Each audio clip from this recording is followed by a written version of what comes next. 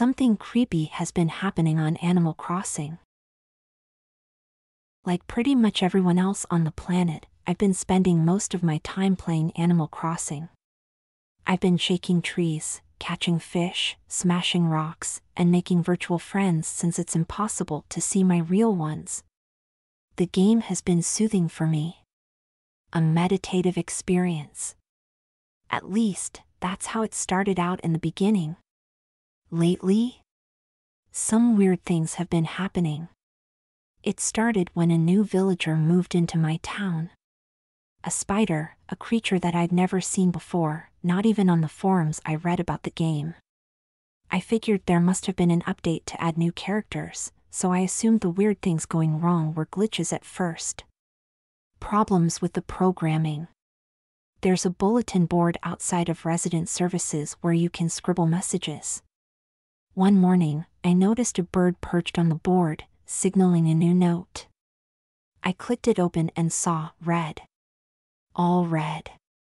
Only red. Like someone had swiped a paintbrush across the paper, blotting out everything. Honestly, it didn't bother me much. I pretty much forgot about it and went on with the rest of my digital day. I returned a lost item someone had dropped on the ground. I planted a money tree. I sold turnips. Except that part was weird, too. Each one was bought for 666 bells. The number of the beast. I took a screenshot to show my friends, then went right back to the game. I did some terraforming, added some new pawns, and then knocked on my newest villager's door. They only had moving boxes set up the last time I visited them, so I wanted to see how they decorated their home. Did they do something cutesy? Something cool? I walked inside to the last thing I would have expected. There were chairs set up in rows, facing a huge, black casket. Flowers were hanging from each wall along with flickering candles and sconces. And in the center of it all was a canvas with a photograph of another villager, my favorite octopus. As if it was a fucking funeral in his honor. I took a few more screenshots, then tried talking to the spider. He never answered me. His dialogue never appeared. He just kept repeating the cold chill reaction. I instantly turned off the game. A few hours later, one of my friends texted me back after seeing my screenshots. They sent me a link to an article about people experiencing the same problems as me. They hadn't figured out exactly what was happening either, and the developers hadn't issued a response yet.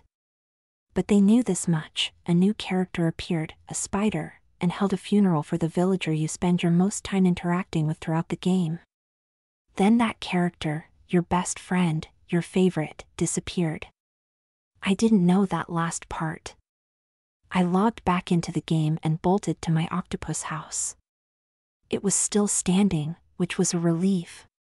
Maybe nothing bad had happened. Maybe the article was wrong. But when I walked inside the house, all of the old furniture was gone. Instead, there were candles placed in a circle, surrounding a crystal ball, like a seance was about to take place. Even creepier, there were red smears on the walls and the ground. They spelled out the words, "This isn't a game." My hands were shaking, out of fear and anger. It sounds silly, but I'd invested so many hours into that game. I loved that octopus. Whatever was happening wasn't just creepy. It was unfair. I walked around the rest of my island to make sure nothing else weird was going on and noticed my mailbox flashing. I opened it to find a letter. With zero capitalization or punctuation, it said, "You're paying too much attention to this world and are blind to your own. This isn't the mailbox you should be checking. Reality is so much stranger than fiction." I turned the game off once more, swapped my pajamas for a pair of sweatpants, and walked outside to check my mailbox. In between the junk mail and bills, there was a letter without a stamp. That meant someone had been to my house. It meant they knew where I lived. I ripped open the envelope. Inside, there wasn't a threatening letter or a warning. There wasn't any paper at all. There was only things squashed inside, the size of my thumbnail. A dead spider.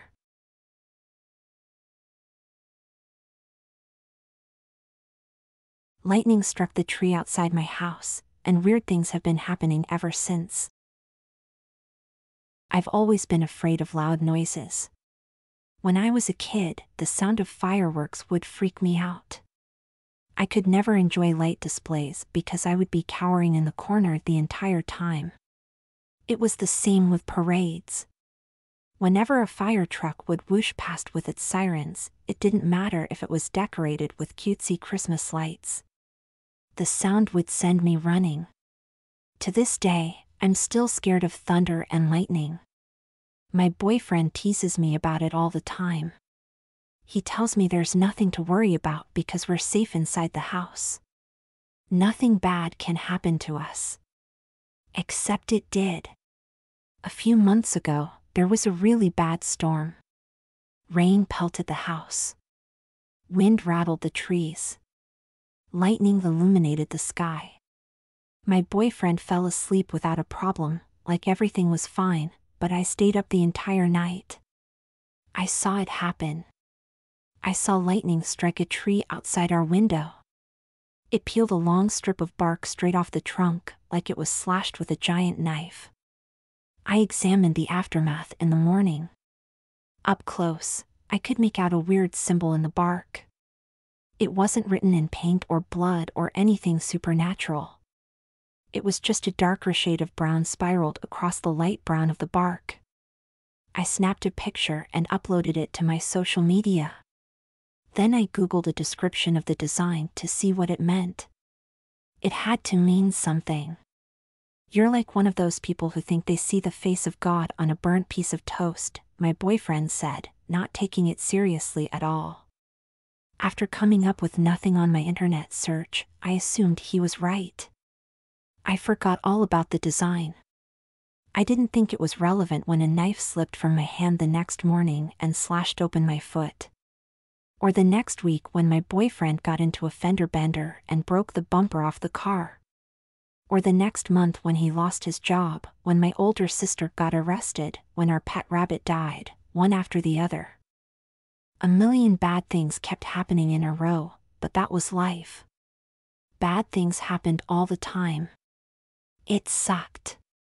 It hurt like hell. But I didn't think there was a deeper reason. But then, the other day, someone sent me a DM over Instagram. I didn't recognize the name on the account, so I clicked through some of their photos. There weren't any selfies or group photos. They only posted weird stock images. Occult images. Graphs. Charts. Sketches. Their message to me said, "I don't know you. I don't know what you've been going through since you posted about the lightning storm or if you're even still alive to read this right now. But that design is bad luck. You need to chop that tree down or you're going to be plagued with an endless hell." My body went cold. I typed back a message, asking them for more information on the symbol, but they never replied. I even commented beneath some posts, urging them to check their DMs, but they never got back to me. I had no idea whether there was any scientific basis for their claim, whether they were simply trying to fuck with me or earn a new follower on their weird website, but I'm not taking any chances. We're having the tree cut down tonight.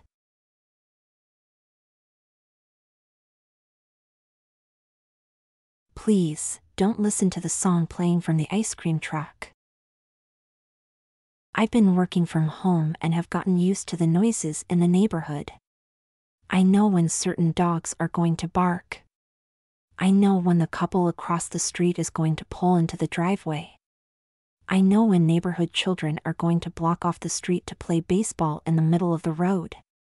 And I know when the ice cream truck is going to drive past my house, playing its jingle. I hear that irritating, high-pitched song at least 3 times per day. The truck will go by in the morning when I'm booting up my computer, around lunchtime when I'm assembling a sandwich, and again when I'm serving my dogs dinner.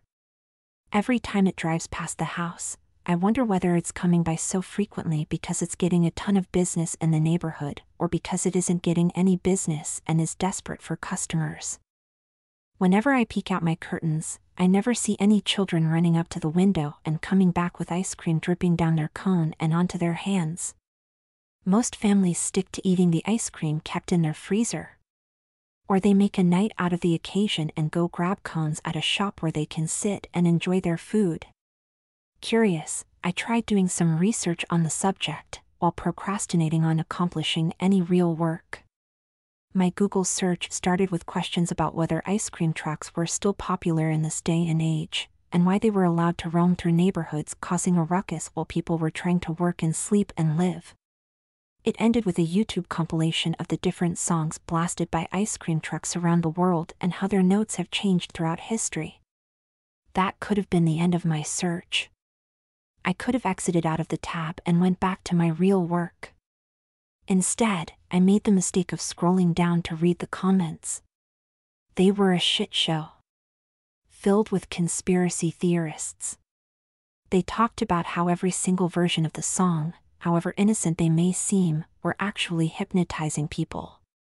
They said the trucks were a front.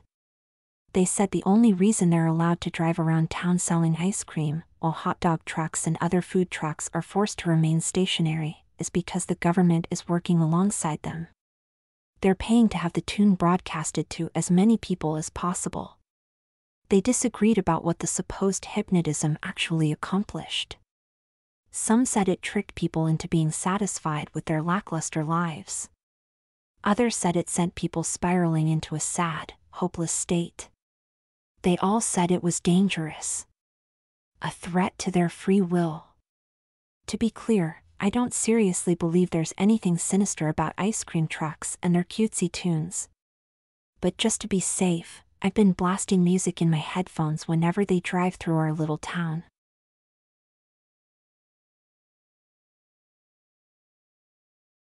Have you heard what happened to the people who snuck into Edgewater Hospital? An anguished, high-pitched scream echoes through the corridors of what was once the West Wing of Edgewater Hospital. Although it's hard to discern from the scream alone, this one sounds like a woman. I rush desperately down the hall, phone in one hand, scalpel in the other. I have to find Sarah before it's too late. In the pitch darkness that surrounds me, I trip over something on the floor. Probably another fucking jar. Although I can't see it, a quick swath of the surrounding floor with my hand reveals what I suspected, a slimy, dead pigeon. Back before my phone died and I could see something other than a few shades of charcoal, we found these all over the hospital, large, glass jars, like the ones pretentious assholes keep their tricolor pasta in, each with a dead pigeon soaking in what I can assume by the noxious odor is formaldehyde. I round the hallway corner and dash for room W7, the room where I left Sarah. She's still there, curled up in the furthest corner where I left her, sobbing. Mascara drips off her chin as she pushes her wavy, amber hair out of her face. 6, she moans, nervously checking her phone. That's the 6th one. It didn't start out like this, of course, not even close. Instead, it started the way most things do these days, with a Facebook post. Spend a night in the haunted Edgewater Hospital. The post touted, it's a one-of-a-kind, spooky experience. They certainly weren't lying. There were only 8 spots available and I made sure that I got one of them. I was so excited. It all began as harmless fun. Everyone put on masks and did their best to scare each other. There was lots of laughter as eventually, everyone set off in groups of 2 to find a room to bed down in. That's when Sarah latched onto me. Even amongst people who signed up for a slumber party in a haunted hospital, nobody wants to sleep alone. The first one seemed like just another joke, a loud scream, the sounds of a slight scuffle, and then silence. It was the perfect prank. That is, until Sarah came running to find me. All the exits are locked, she gasped, her pupils wide with fear. We're trapped. The puzzle pieces were beginning to fall into place, the creepy pigeon jars, the lack of cell reception, and now the lock-in. Maybe this is all a part of the charade?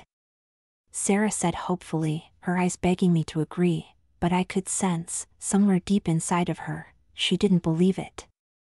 Of course, I said, trying to cheer her up, but I didn't believe it either. Something about the timing of it all was too stainless. It wasn't the perfect prank, it was the perfect crime. That's when we hid in room W7. A rip-off Monet stared morosely down at us from the left wall as we entered, drawing attention away from the peeling paint and the mold growing in the corners where the drywall meets the ceiling. An old hospital bed crowded the right corner of the room next to one of those brown, metal chairs that only a masochist would enjoy sitting on. The far corner was empty. My reverie is broken by Sarah's voice. She stopped sobbing now, and there is a gleam in her hazel eyes. "Did you find anything?" she asks. She's finally found her survival instinct. I hold up the scalpel I found in the ore.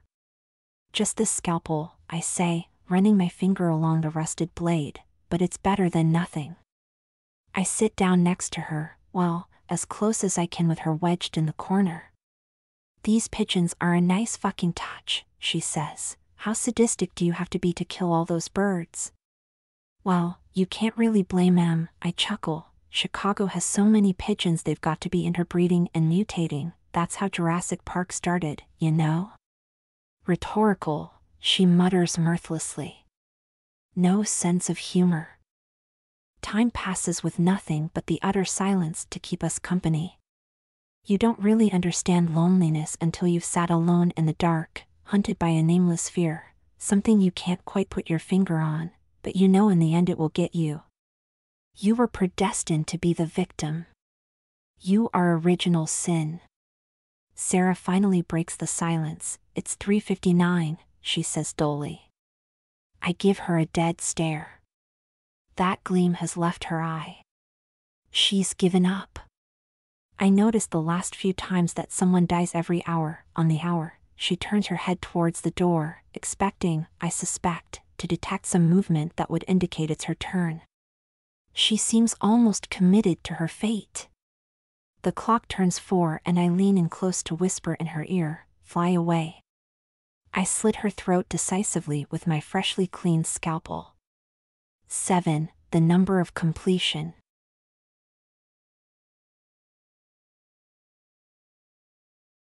I thought my landlord was watching me on secret cameras, but the truth was much worse. The other day, I made the mistake of watching Shane Dawson's newest conspiracy theory video. He talked about how there were a growing amount of apartment buildings and airbnbs with hidden cameras, and how easy it was to disguise them. He showed cameras installed in tissue boxes, smoke detectors, clocks, pens, water bottles, picture frames, outlets, screws, phone chargers. They were nearly impossible to detect, even when you were actively looking for them. It scared the crap out of me. The problem is, I rent my apartment. My landlord has keys to my place in case I lock myself out or there's an emergency where he needs to barge inside.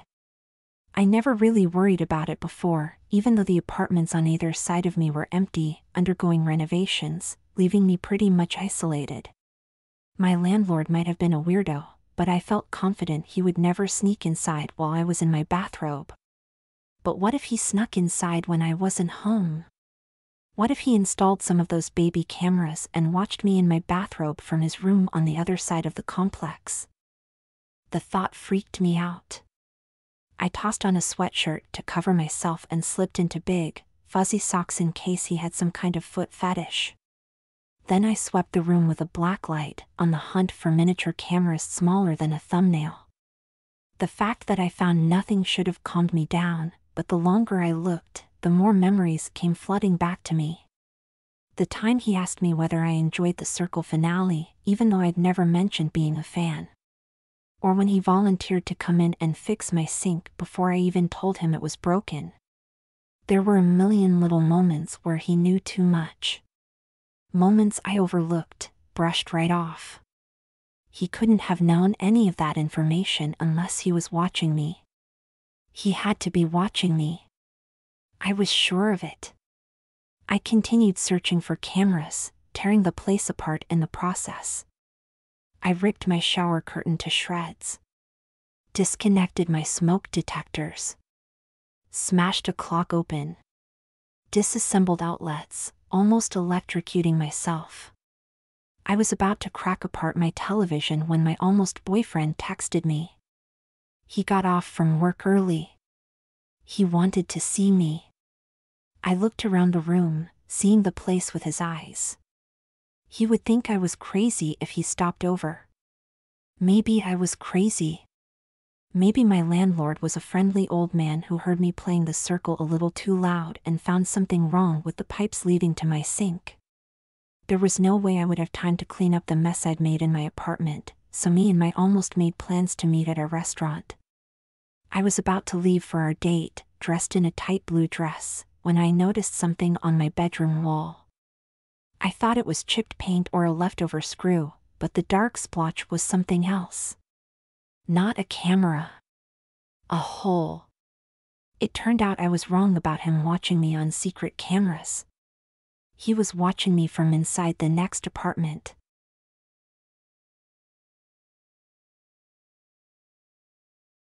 I thought my cats were knocking stuff over in the middle of the night, but I was wrong. When I bought a house with my boyfriend, he came with 2 full-grown cats. And I came with a small, but loud, attention-seeking dog. My dog would never bite, would never growl, would never cause any trouble. But he's not used to other animals either. He grew up as an only child. He was never socialized with other pets. So he stays downstairs and the cats stay upstairs. Whenever the dog notices the cats trying to sneak down the staircase, he bolts over to them, tail wagging, and chases them away on accident. They can't handle his excitement. He moves too fast. He makes too much noise. They want nothing to do with him. And that works perfectly fine for me and my boyfriend, because it's better that the cats stay upstairs. There are too many valuable items in the kitchen and living room that they could smash and shatter. And there are plenty of chemicals and pill bottles they could knock onto the floor for the dog to gulp down. No, it's better that they stay upstairs. That's why it's so damn annoying that they've suddenly decided to sneak downstairs in the middle of the night every night. It's a new thing. It hasn't been a problem before. But lately, it's all they want to do. We never catch them, of course. They're cats. They move like ninjas. By the time we roll out of bed to yell at them, they've already sped up the stairs and are looking at us with big, innocent eyes like they haven't done anything wrong. But whenever we checked the kitchen, without fail, there was a mess. Puddles on the floor from the sink overflowing. Broken glass from a shattered vase. Open cabinets. Toppled chairs. And my poor pup would be cowering in his bed, head under his blanket, scared to death. I don't understand why the dog isn't barking at them anymore, my boyfriend said one night after I finished screaming my lungs out at the cats. They had ripped my favorite painting to shreds. There were claw marks in the paint. Honestly, I didn't understand it either. My dog was a light sleeper. He usually woke up whenever he heard the cats. He usually yipped and wagged until they ran away. But he hadn't made a peep lately. Maybe it wasn't the cats, my boyfriend said. I shook my head. The dog couldn't have done half of those things. It has to be the cats. Baby gates were useless. The cats could leap right over them. So we bought a folding screen too tall for them to jump over and positioned it against the staircase so there was no possible way for them to get downstairs. We even put the dog in a crate for a few nights, just in case he made the mess. I insisted he would never do such a thing, but it was only fair considering we were punishing the cats so much. That night, around 3 a.m., we heard a crash. But both cats were huddled in the corner of our bedroom and the screen was still standing, blocking off the stairs. There was no way the cats had done anything. I pushed aside the screen and crept into the kitchen. The dog was in his crate, covers pulled over him, terrified. He hadn't done anything, either. But the kitchen was a mess. It was worse than any other night. There was a plate shattered on the floor. The fridge door was swung open. The coffee pot was turned on. There were even muddy footprints on the floor. We checked the doors, but they were bolted. Secure. The windows were locked, too. We even checked our security cameras, but it hadn't picked up anything. As far as we could tell, no one had broken inside. I don't know what the hell had happened that night, or any of the other nights before then. All I know is that I immediately called someone to come and sage the house. And we haven't heard a peep since.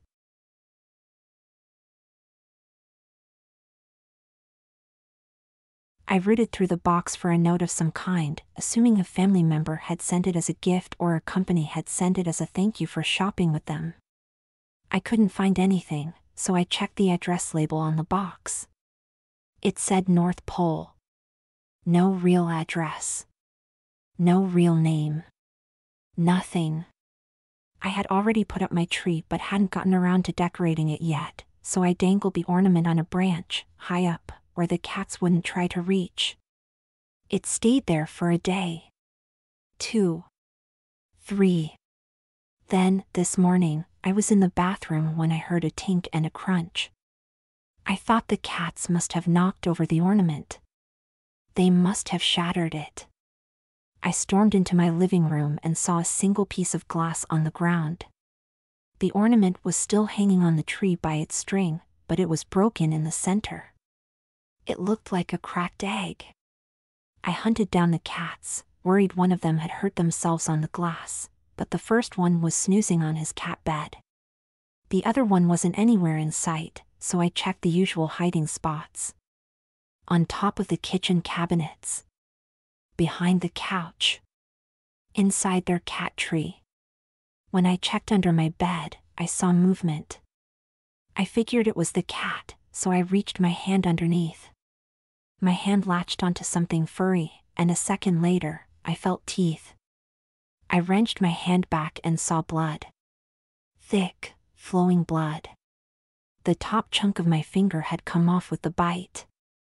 The flesh from my nail to my knuckle was gone. I started screaming in a pitch I never knew was possible, and the creature scurried out from beneath the bed. It wasn't my cat. It was some sort of rodent.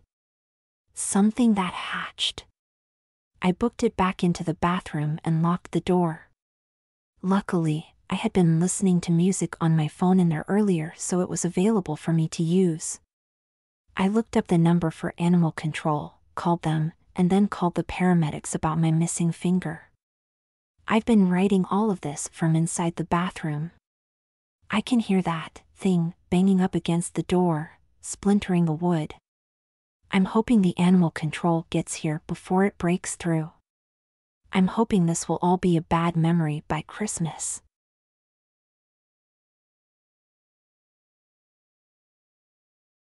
I was pet sitting at a smart home and the damn place tried to kill me. I spent the last few days pet sitting for my boss at his 3-story mansion of a home. I actually got paid to spend time with the bounciest, fluffiest dog in the universe. Even better, I was encouraged to stay in their guest room, which was bigger than my entire apartment. Lucky me, right? I thought so too. I've been Instagramming the hell out of this place, bragging to all my friends about the talking fridge and the automated sinks and the shower that remembers your ideal water temperature. But what's that phrase people like to throw around? Social media shows off everyone's greatest hits, but not their behind the scenes?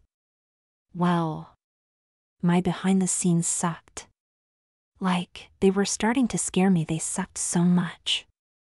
I don't believe in ghosts, and I certainly don't believe in robot uprisings or any of that sci-fi crap, but something weird went down in that house. It started in the bathroom. Like the rest of the house, it had the works. A mirror that lights up when you apply your makeup. Speakers in the walls to play any music you ask Alexa. A heated toilet seat that keeps you cozy while you're doing your business. I was trying out that toilet seat for the first time, almost ready to wipe, when the thing got hot. Too hot. It went from warm to scalding in 2 seconds flat. I jumped onto my feet as fast as possible, but it was too late. When I checked their full-length mirror, I had burn marks spread across my thighs and cheeks. Fucking embarrassing. I was too chicken shit to tell the owners what had happened and ask them how to readjust the settings, so I borrowed some aloe vera and called it a day. The next few times I had to pee, I hovered. The next few hours were completely fine. Fantastic, even. My boss didn't really need a pet sitter when the dog bowl filled itself according to a timer and the back door opened whenever it sensed the dog standing in front of it. But they didn't want him to get lonely. They wanted him to socialize. So I played fetch in their backyard. I tugged his rope toys and spread peanut butter on a bone. Taking care of him was easy peasy. Things didn't get weird again until I tried taking care of myself. All I wanted was some mac and cheese. I had an entire fridge of gourmet food but couldn't hide my 25-year-old, poor kid cravings. I put a pot underneath the sink and it filled automatically, stopping in exactly the right spot. Then I moved the pot onto the stove and it started cooking without me programming a thing.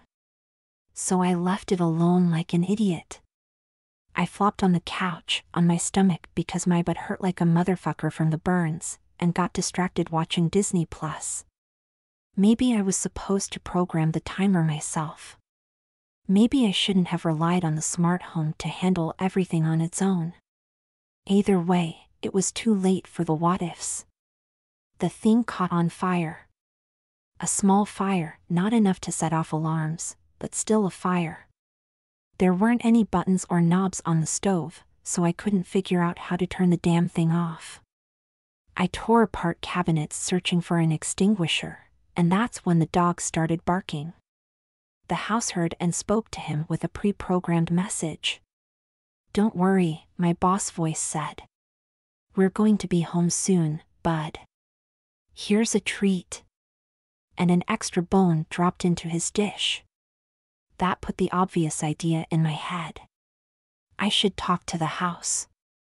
I started screaming random commands. Extinguish. Fire. Stove. Fuck you. Help. I don't know which one worked, but ceiling sprayers went off. Water sprinkled over the stove. The flames died. The dog was perfectly happy, munching on his bone, while my stomach growled. I dumped my burnt dinner and settled on eating some leftover Halloween candy found in the cupboard. Who needed lunch anyway?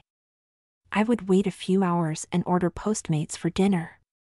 In the meantime, I decided to shower. To relax. To forget about all my fuck-ups. Before my boss and his family left on their vacation, his wife helped me pre-program my own personal settings. I chose my ideal water temperature and water pressure and playlist. All I had to do was say, "Alexa, start Cassandra's shower," and it should activate my ultimate shower experience. I stepped inside the cube. The shower was glass on all 4 sides. A modern look. Like something you would see in a magazine. I said the magic words and the shower started spraying, the music started playing. I started to forget everything that had gone wrong that day. But slowly, the water got a little hotter. And a little hotter. And a little hotter. "Stop," I said. "Cold water, please. Too hot. Stop. Lower the temperature. Colder." In another minute, it grew from uncomfortably warm to as scalding as the toilet seat.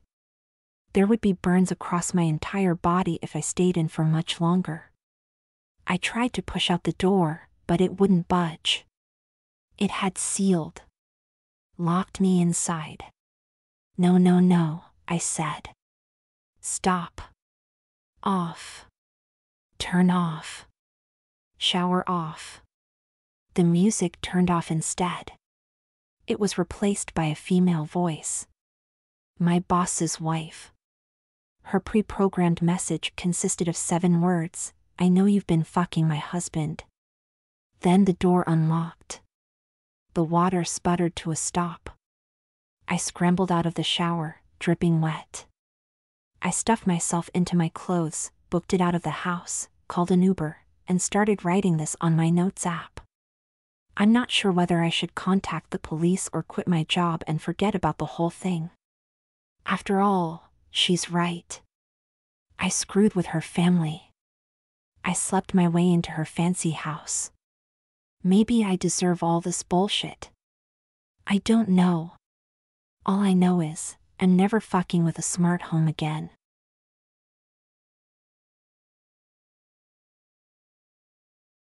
The creepiest thing happened when I broke my New Year's resolution. Every year, I make the exact same resolution: to join a gym and exercise every single morning. Of course, it never sticks. I make it and break it, make it and break it. The cycle eternally repeats itself.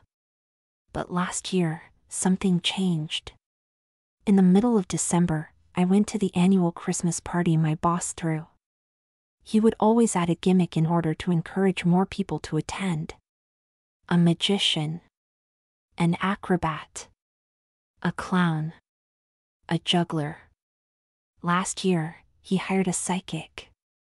Normally, I wouldn't bother getting my tarot cards or palms or aura read, but I had gotten drunk enough to test it out. I waited in the short line, plopped onto the seat across from her, and told her about how much trouble I was having maintaining my resolution every year. She told me she could help me out if I really wanted. I didn't take her act too seriously, so I agreed without thinking it through. I didn't know it would be a big deal. She told me to write my resolution down on a slip of paper. She took out a dollar store cigarette lighter, said a few words in a dead language I couldn't understand, and let the paper burn to ash. She said if I broke my resolution, there would be consequences, as if that was supposed to motivate me to keep my word this year. Then she moved on to the next person. Our session was over. Done. The following year started out strong, as always. I went to the gym every single morning for a month. The first time I skipped was in February. I had gotten drunk the night before and was too hungover to get myself out of bed early. Nothing weird happened until the next morning. A pimple appeared on my chin, large and gooey. I hadn't had one that size since high school because my skincare routine is on point, but I figured the alcohol was to blame. Either that or the fact I had forgotten to wipe the makeup off my face that night. I didn't realize it had anything to do with the psychic until the next time I skipped a workout and a cold sore appeared over my lip. I thought it was a weird coincidence, so I skipped my workout the next day to prove myself wrong. I didn't want to believe some crazy conspiracy theory. I needed to show myself nothing bad would happen if I broke my resolution. That next day, I burnt my hand while cooking breakfast and it left a massive welt on my hand.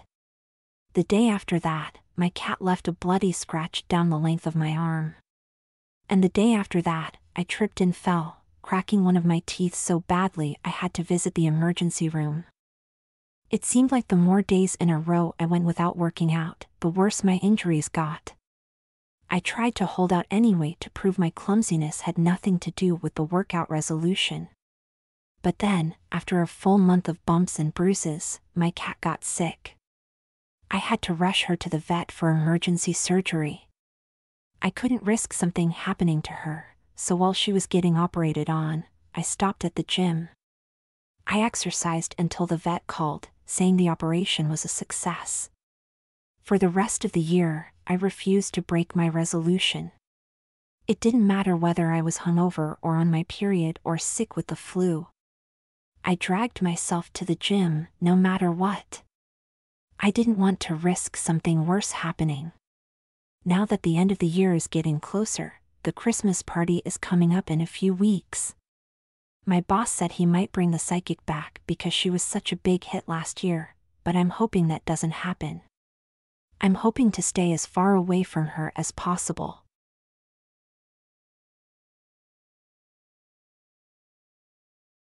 Over the holidays, I found a disturbing storybook I wrote in elementary school. I visited my parents over the holidays. They're in the process of selling the house so they can move into a 60 and over community, so it was the last time we would be celebrating inside of my childhood home. They're tossing out a lot of stuff since they won't have as much room in the new place, so they asked me to sort through boxes to see if there was anything I wanted to keep. I accepted some stuffed animals that were in good enough shape to be passed down to my daughter, who was kicking away in my stomach, and a stack of video games that I could probably get a decent price for at a gaming store. The craziest thing I found was an old, crumpled storybook I created when I was in elementary school. It was one of those makeshift projects, stapled at the edges. Not even important enough to get laminated or placed between a hard cover. The title page said what my life will be like when I'm older. All of the left-hand pages contained drawings. A 10 with flowers wrapped around the 0. An 11 made out of worms. A 12 surrounded by brightly colored balloons. On the right-hand pages, there were short stories to go along with each number. At first, I thought the pages were recounting things that had already happened to me because they were 100% accurate. But once I reached age 15, it was still accurate. It mentioned my first broken heart. It named my crush and everything. When was this made? I asked my mother. The stick figures and scribbles looked like they came from someone just learning how to hold a crayon, but if there was a story about my teenage heartbreak, it must have been written later. Back in 1995. Maybe 96. You were pretty young. I remember getting a phone call from the teacher about it. There was something in there that upset her. I shook my head. That doesn't make any sense. Did I add to it every year? Like a diary? No. It was just a fun little project about what you wanted your future to look like. You must have been a good guesser. You know, your great-grandmother was a psychic. Bunch of bullshit if you ask me, but who knows? Maybe it got passed down to you. We'll head to Vegas this weekend to test it. She chuckled, making a joke out of it, but I kept flipping pages. It guessed the year my childhood dog died. The year my husband proposed. The year I became pregnant. I was sick to my stomach by the time I reached the final page with the final number. All of the previous pages showed me stories about my past, but this next page would be a glimpse into the future. It would show the age I would be turning in a few months. At first, my face lit up. The page contained a drawing of a baby swathed in pink, a miniature version of myself with blue eyes and blonde hair and a piggish nose. But then I saw what was in the background. A gravestone with my name and the date of my daughter's birth.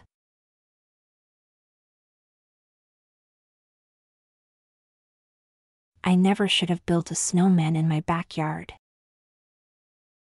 I'm going to sound crazy, but I need to tell someone the story of what happened to me.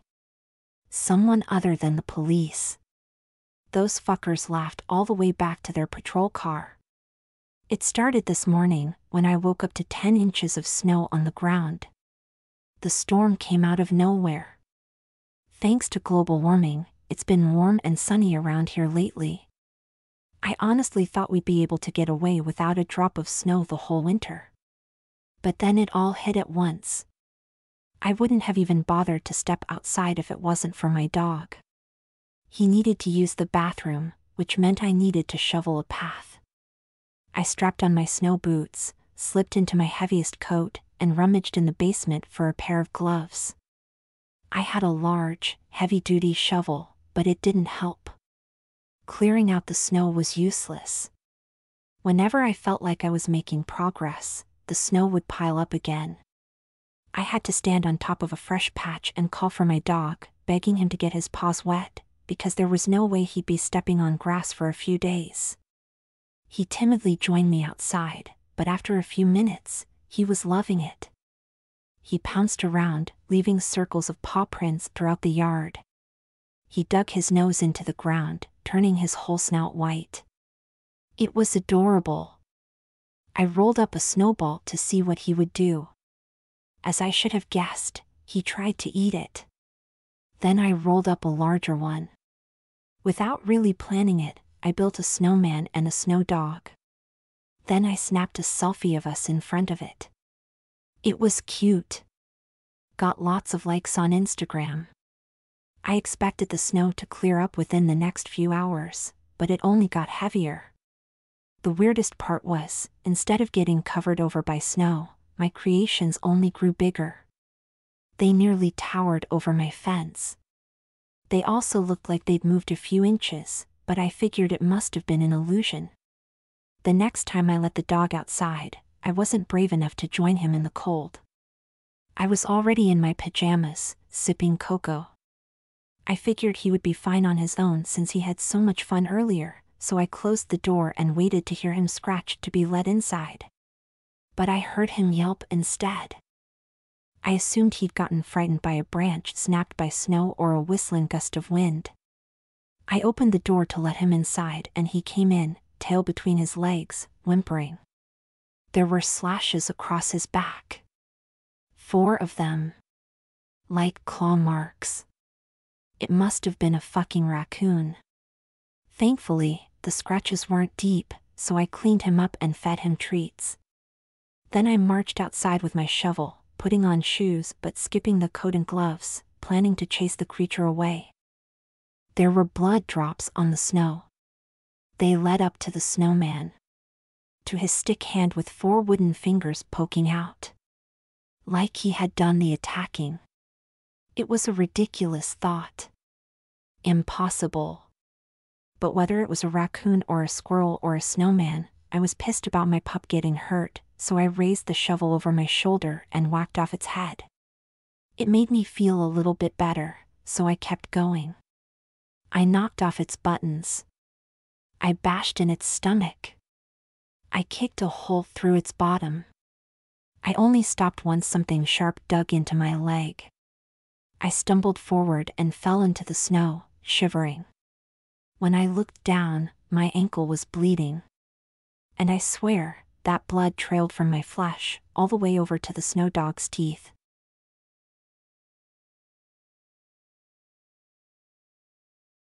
My American Girl doll tried to kill me.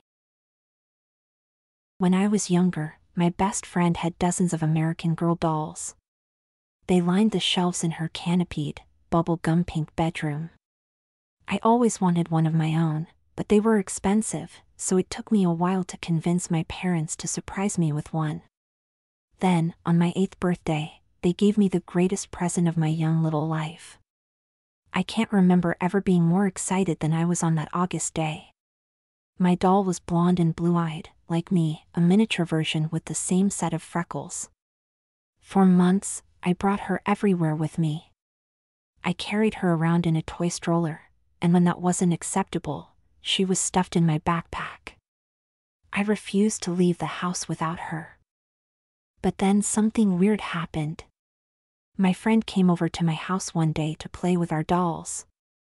I don't know if she was jealous of mine. It was a customized version my parents had ordered special, while all of hers were pre-built with generic names millions of other girls had, but she started acting strange. She put my doll's mouth to her ear like it was whispering a secret to her. Then my friend looked me dead in the eyes and said, "She told me she wants to kill you." I didn't laugh. Didn't smile. Didn't respond. My friend went right back to playing like normal, as if nothing creepy had happened, but I never forgot those words she said to me. After that, I started to get paranoid. I would place my doll's glasses on my dresser, and the next morning, they would be perched on her nose.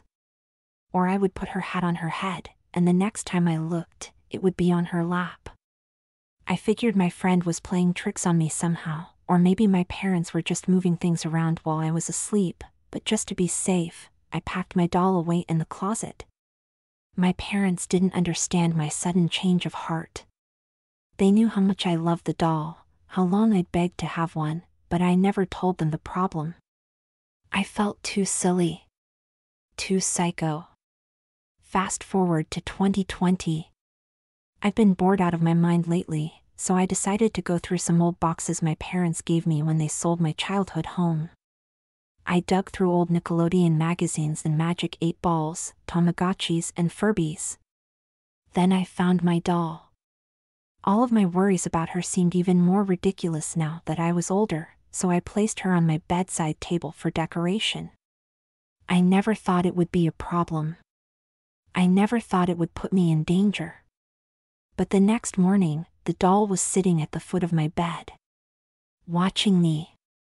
I had a few beers the night before, so I assumed I had moved her for some reason and forgot about it. Or maybe she fell off my table and rolled onto the bed somehow. There was obviously an explanation. But the next night, it happened again.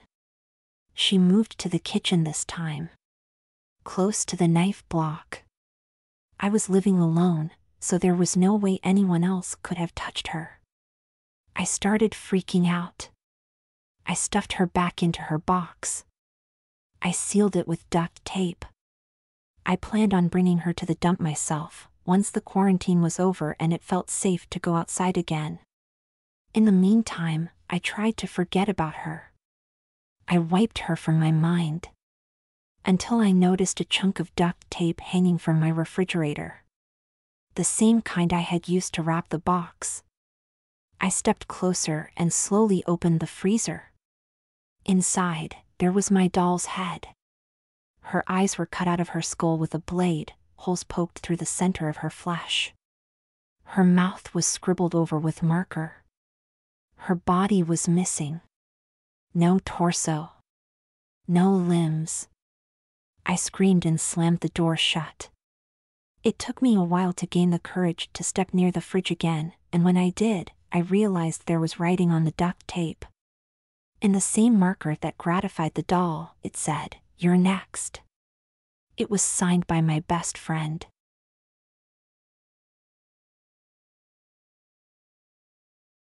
You see some strange things when you work as a photo developer.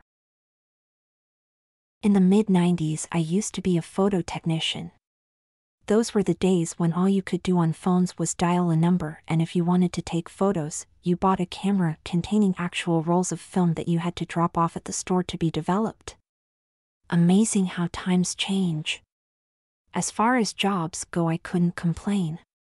The pay and hours were solid and I was pretty much my own boss, but there was one thing I never really got used to. Looking at the photos of complete strangers always felt slightly intrusive, even if they knew I was doing it. Spending hour after hour in an ominously lit darkroom filled with chemicals so you could take a peek at the memories of people you had never even met is inherently voyeuristic. It's almost like going through someone's stuff. So that's why I always made sure to not get too interested in what photos I was developing. Some days I liked to pretend I was in a government lab developing film for some kind of top-secret project, but the reality was nowhere near that. Usually the most exciting pictures I dealt with were holiday pictures of parents wearing ugly Christmas sweaters before they were a joke. One day, I was developing some photos from a drop-off order. I had done the initial process and was now checking my work to make sure it had come out okay. Everything looked fine. The colors were all normal and the images were just as they should be. Since this was back when someone could have red eyes in pictures, they weren't exactly the model of clarity and detail we have now, but they were acceptable. I was just about to put these away and start on my next order when for some reason, one of the photos caught my attention. Most of these pictures were shots of the outdoors that someone took near a park or something. There were some beautiful shots of a lake filled in on every side by dense pine trees. It was gorgeous to look at, but there was something a little off. One of the last pictures showed a family of 5 gathered together in front of a cluster of blue spruce trees near a pond in the afternoon. In the left corner near the edge of the shot, there was the shape of a person. There wasn't much you could tell, but it was definitely a person standing there, wearing what looked like a black shirt and blue jeans. It's clear from the picture that the photographer was either ignoring the person, or more likely, had no idea the person was even there. There was nothing obviously alarming about it, but it reminded me of those blurry Bigfoot pictures that were on the front page of some of the tabloids located out in front. It was something about the lone person lurking out in the woods that looked slightly creepy. But a random person making it into the shot happened a ton of pictures, especially back then. So I finished the order, went on with the next batch, and forgot about the picture. About 3 weeks later, I was going through a totally different order when I found another strange picture. Except this one was different. Instead of the great outdoors, this picture was from a birthday party of some sort. In the picture I was looking at, everyone was inside a massive dining room and clustered around the big dining room table while the birthday girl, a blonde girl who looked to be about 20, was blowing out the candles on her extravagant white birthday cake. But what caught my attention was the large bay window that everyone was facing away from. There was a man standing outside closely watching everyone inside. He was average looking from what I could tell, but what caught my attention was his expression. He wasn't standing out there with a woeful expression that said he felt left out.